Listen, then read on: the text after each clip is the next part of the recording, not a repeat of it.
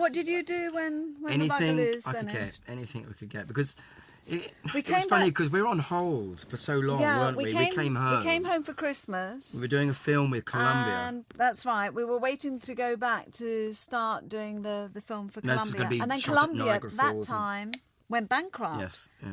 Didn't they? This was back in 1970 or whatever. Yeah. And Columbia went bankrupt.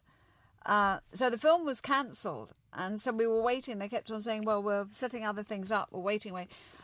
But, you know, you want to be busy. And I can't remember what month it was, but my agent phoned me up and said, well, there was a very successful children's TV series in England called The Freewheelers.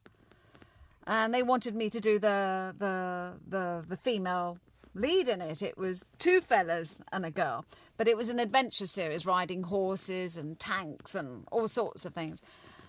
And I thought, well, how long do I wait for? What do I do? I don't know when I'm going back to the States. I don't know what we're going back to now. The film has been cancelled. And I just thought, no. I talked with my agent about it, so I did The Freewheelers. It was an opportunity I felt that I shouldn't say no to. So off I went in and did The Freewheelers. I don't know. Wayne went off, I think, and did a children's show. And John went back to America and stayed there. America. And I just looked for work, basically. Because I was more of a musician, I wasn't getting what I really wanted to do with the Bugaloos as a musician and singing. I wasn't the lead singer. I think you and John were the lead singers, really, in the Bugaloos. So I sort of went back to my basics and went out on the road, formed groups, and did auditions for musicals and things like this. And, did the odd summer seasons and things. But basically, I wanted to get back on the road. I wanted to perform and to sing. So what I did, I sort of created my own band, and we just went touring. We went national in England.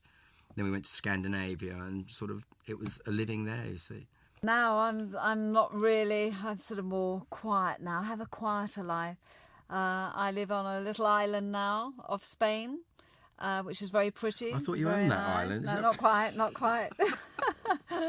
And very happy, very peaceful. My daughter Sasha, who's here with me today to come and look and learn, because she's actually studying television, working for future work in television, not as an actress, but on the other side, production side, sound and image side. So yes, now I'm sort of out of showbiz. Mind you, I suppose if somebody phoned up and offered me an offer I couldn't refuse, you never know. Oh, darling, you're looking at it now. But no, I mean, I stayed in show business. I did theatre and tellies, for many, many years. Because I was 19, 20, and I carried on working. I was lucky. I was one of the lucky ones. I always got work till I was 36, when I got pregnant, had Sasha, and then I thought, right, now I'll take a rest from showbiz. And really, then I came to Spain, ended up staying in Spain, and have been there ever since. Yes, I still miss it. Yes, I still crave for it. But as the time went on, it eased off, because my daughter was the most important thing in my life to me. So she sort of took over, really, and that was it. I can't live without it. I have to do anything musical or acting. So I had to continue. And at that time, I was looking for an agency in London. And, of course, we were still in contact. And Caroline said, well, I'll introduce you to my agent, which is Ada Foster. Mm-hmm. Very well-respected agency, and they just don't take anybody on. But because of recommendation, I went to meet them. They took me on. I know. They took you on. And I had to sing in front of them, and I think, shall I sing a rock song? No, I'll sing a nice musical or something like that. So they took me on, and so I had a couple of agents. So I was working multi-agency. But again, it was more, I wanted to sing, I wanted to perform live. And Ada Foster wasn't really probably the right type of agent. It was a safety net for me, because when I wasn't doing one, I was able to do the other. And at the end of the day, we've all got mortgages to pay, and Bugaloo money doesn't last forever. We were getting residuals. We were getting paid quite well for actually doing nothing, but it was residual. But that will come to an end. So, you need to pick up and just start again. And I think basically when we came back to England, it was starting again, because no one knew us in England.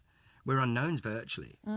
So we had to really start again. So you have to look at your strengths and your weaknesses. It was a shame, really, because I think an opportunity was missed. I think, okay, the film the film fell through. But I think they should have. They were waiting. They kept on saying, well, they're waiting. They were waiting, trying to set things up.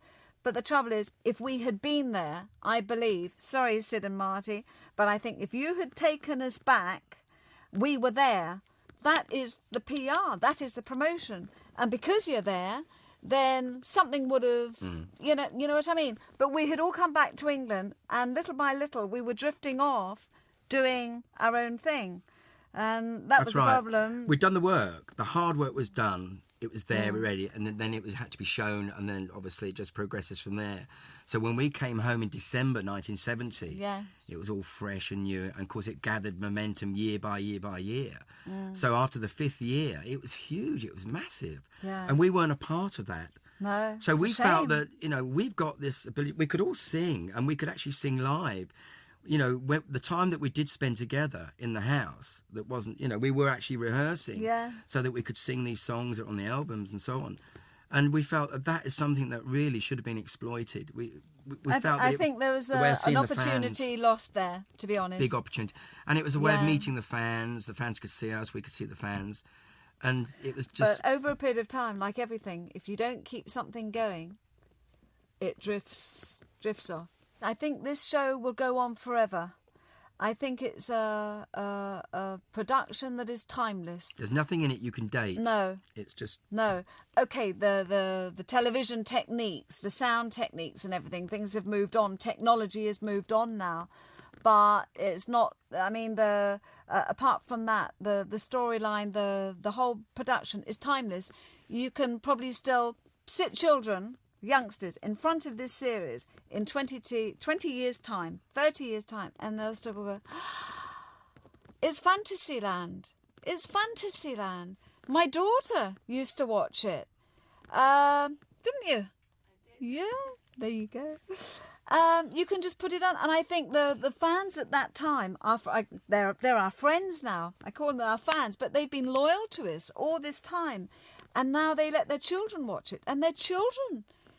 enamoured by it. I think it's a timeless piece, and I think the music, the storylines, yes, it's very simple, but it's timeless, and that's the magic of it. I think since the Bugaloos were made and released, there's been 3 generations, and that will not cease. God, are we that old? Well, there was an adult audience and their children and their children's children. So that's 3 generations in the 30 years it's been up and running. And it will just go on and on. There's nothing in there you can actually date. It's just good, clean, honest fun. And it's children enjoying themselves, or kids enjoying themselves. And there's all the puppetry, the magic of the puppetry. I mean, it was second to none, wasn't it? It was so professional. I have to say, everything was done so professional. It was, and I think Tony Shalmey did a really good job in direction. You could see that he had the expertise in that. But it will go on and on, and it will. I sincerely think that the Bugaloos will still be going another 30 years' time. I think it was probably one of the best times in my life, and it's something I'll always remember. Yes. And I think there'll always be a place in my heart for the Bugaloos, and of course the Bugaloos fans. Yeah, no, very, very special, a magic moment in our lives. And that moment, I think, will go on for a long time yet.